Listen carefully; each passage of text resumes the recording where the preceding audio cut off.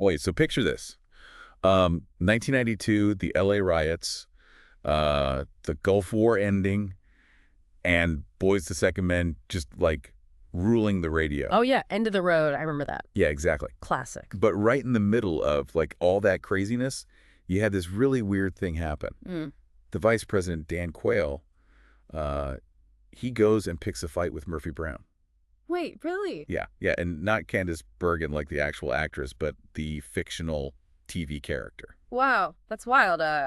I mean, it's not just like some random pop culture thing, right? Right. There's like a lot more to it, I think. It tells us a lot about how politics were changing back then. Yeah, for sure. I mean, it was a totally different political scene back then. Like Bush and Quayle, they were trying to win another term, but doing really bad in the polls. Oh, yeah. Like they were even behind Ross Perot. It's hard to imagine that happening these days. I know, right? And Perot, he was like this total wild card, like pulling votes from both sides, Democrats and Republicans, No, totally. by, focusing almost entirely on the economy, like fixing the economy. Makes sense.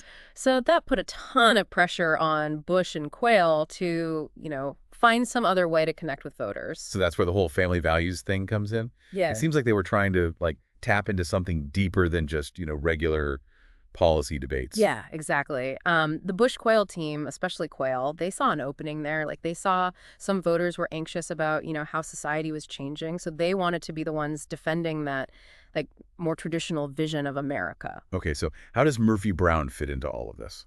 Well, she kind of becomes this, like, unlikely symbol. Murphy Brown was a huge hit back then, like the #1 show in the country. Oh, wow. And Candace Bergen was like winning Emmys left and right for playing this this smart, independent woman who ran a newsroom. And then she decides to have a baby on her own, right? That was a pretty big deal for a TV show back then, wasn't it?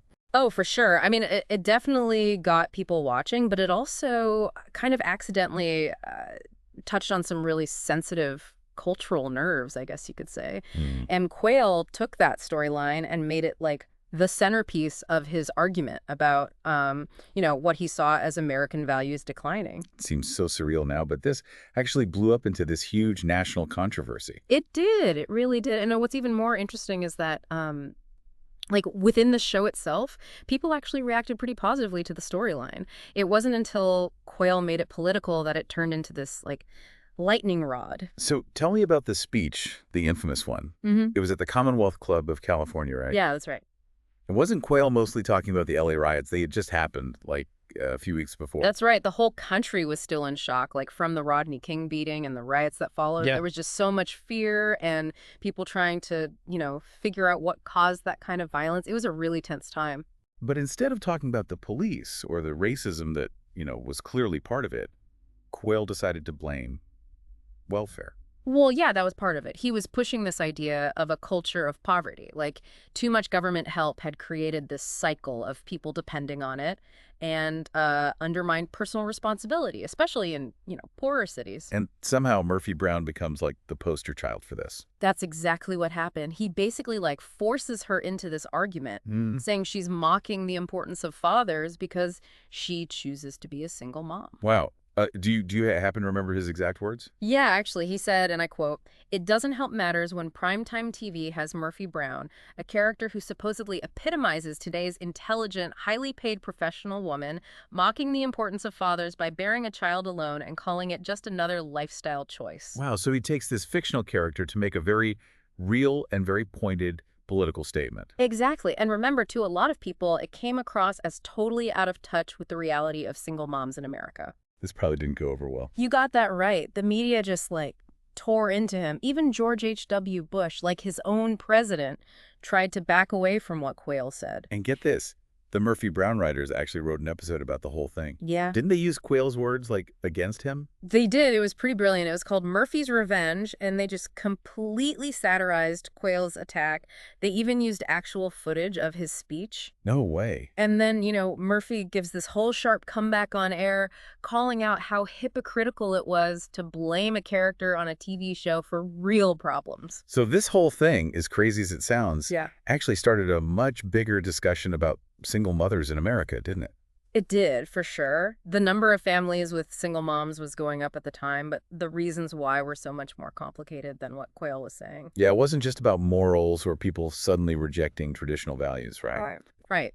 Experts were talking about all sorts of factors, easier divorces, changing views about sex before marriage, and, the economic struggles of a lot of working families. And Quayle just ignored all that. Pretty much, he made it sound like it was just good people versus bad people.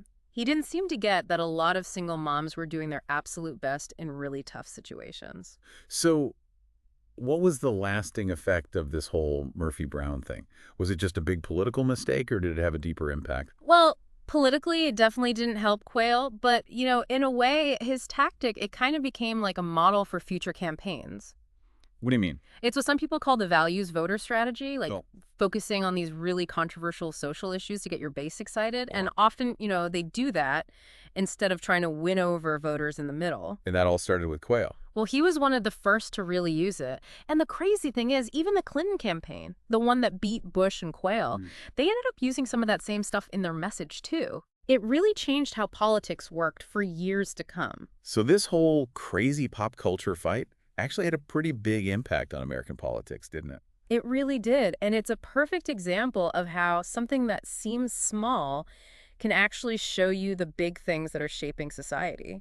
That's fascinating. It is, isn't it? Makes you think about how powerful TV was back then, especially when there were only a few channels and everyone was watching the same shows. Oh, absolutely. Quayle knew exactly what he was doing. He was tapping into that fear that, TV could, change our values, whether we wanted it to or not. And it's interesting how he never even mentions the father in Murphy Brown's story. Like, he criticizes her lifestyle choice, Yeah. but never says anything about the guy who, bailed on his responsibilities. Yeah, that says a lot about, the assumptions he had. It was all about the woman, her choices, her supposed failings. The man just disappears from the picture.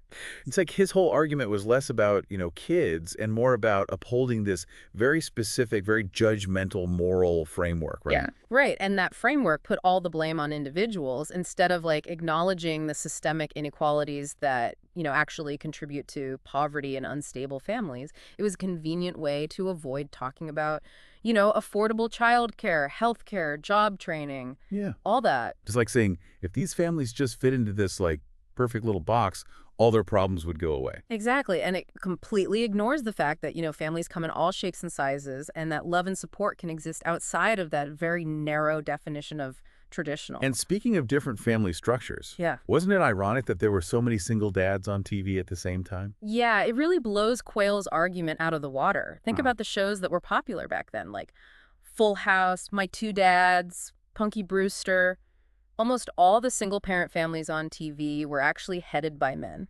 So while Quayle's busy demonizing this one fictional single mom, there's this whole wave of single dads being portrayed as, heartwarming and heroic. Did he ever say anything about that? I don't think so, which kind of shows you how hypocritical his position really was. He wasn't actually concerned about single parenthood in general. He was just fixated on this one specific example that, fit his narrative. It makes you wonder if he was, longing for a time that never really existed. Yeah. That perfect 1950s family was often more of a myth than reality, wasn't it? Oh, absolutely. And the people who talk about going back to traditional values, they often forget that those values were built on, systems of inequality and exclusion. For a lot of women, minorities, LGBTQ plus folks, that traditional family wasn't idyllic at all. So how do you think this Murphy Brown thing affected the Republican Party in the long run? Well, even with all the backlash, it seems like it had a lasting effect on how they campaign. Quayle kind of stumbled onto a formula that they would keep using for years to come. You mean tapping into those anxieties about cultural change, making people afraid of anything different? Exactly. It was about demonizing anyone who, seemed like a threat to traditional values and focusing on getting your base riled up rather than, trying to win over more moderate voters. It's really the foundation of what we now call the culture wars. It's wild how this whole thing, which started with a character on a sitcom, ended up shaping politics in such a huge way. Yeah, and the echoes of that kind of rhetoric are still around today. Look at the debates about LGBTQ plus rights, immigration, women's roles. They all tap into those same anxieties and divisions that Quayle was playing on back then. It's like he gave politicians permission to use fear and resentment as tools. And those tools have been very effective, unfortunately. But it's important to remember that social progress often means challenging those old norms and expanding our idea of what a healthy family can be, don't you think? Absolutely. And shows like Murphy Brown, whether they meant to or not, played a part in that evolution. They showed the changing realities of American life and got people talking about the need for more inclusivity and understanding. It's a reminder that even silly things in culture can have a big impact on politics, especially when they tap into deeper fears and anxieties. Yeah, and it shows why critical thinking is so important. We have to be aware of the stories we're being told, both in entertainment and in politics. We can't just accept them without questioning what's behind them. Because like we've seen in this deep dive, sometimes those little cultural clashes can actually reveal the bigger forces that are shaping our society. Absolutely. It's kind of funny. Even after all the heat Quayle got, he never really backed down from what he said. Yeah, he didn't, did he? He just kept saying, oh, I'm not attacking single mothers, just the glorifying of it. Right. But that was the whole problem, wasn't it? Yeah. He was pushing this very specific idea of what a real family should look like. And it was pretty judgmental. Yeah, and it felt like he was trying to tie that narrow definition of family to, like, fixing every problem in society, Well, totally. like poverty and crime. Right, like changing family structure was the magic solution. Yeah, like a magic bullet. Exactly. It was classic misdirection, Yeah. blaming people for these huge, complicated issues Right. instead of actually dealing with the struggles that families were facing. He just went with the simple moral argument. But like we've been talking about, the reality is way more complicated. Oh, absolutely. Families are diverse, things change, and we need to embrace that complexity if we want to move forward. I completely agree. Quayle was stuck in this, like, fantasy of the past. Yeah, like a past that maybe never even existed. Right. And clinging to that doesn't help anyone. So even though his attack on Murphy Brown was a political mess, it did get people talking about how the American family was changing, didn't it? It did. It forced people to see that the traditional nuclear family wasn't the only model anymore. Right. And that shift, even though some people didn't like it, it was also a chance to like rethink what family means. Yeah. And create a society that's more inclusive and supportive for everyone. It's like a reminder that progress can come from uncomfortable places, when our old ideas get challenged and we have to deal with new realities. Yeah. And in a way, Quayle, even though we didn't mean to, he made us have that conversation. He did. And the whole Murphy Brown thing is a good example of how something small in culture can have a big impact on politics. Yeah. Especially when it touches on those deeper anxieties and fault lines in society. Makes you wonder what the Murphy Brown moments are today, That's a good question. Like, what little things in culture are being used to push political agendas? Yeah, that's definitely something to think about. As things keep changing socially and politically, it's important to be critical thinkers, Yeah. to question the stories we're being told, and to demand more nuanced and compassionate approaches to these big social issues. Because, like we've seen in this deep dive, those anxieties and divisions that Quayle was playing on back then, they're still around today. They are, and as we deal with the challenges we face now, we need to remember that real progress takes empathy, understanding, and a willingness to actually engage with the complexities instead of just clinging to easy answers or blaming individuals for problems that are much bigger than them. And on that note, we'll leave you with this thought. Yeah. What are the Murphy Brown moments happening right now? What little things in culture are being used for political gain?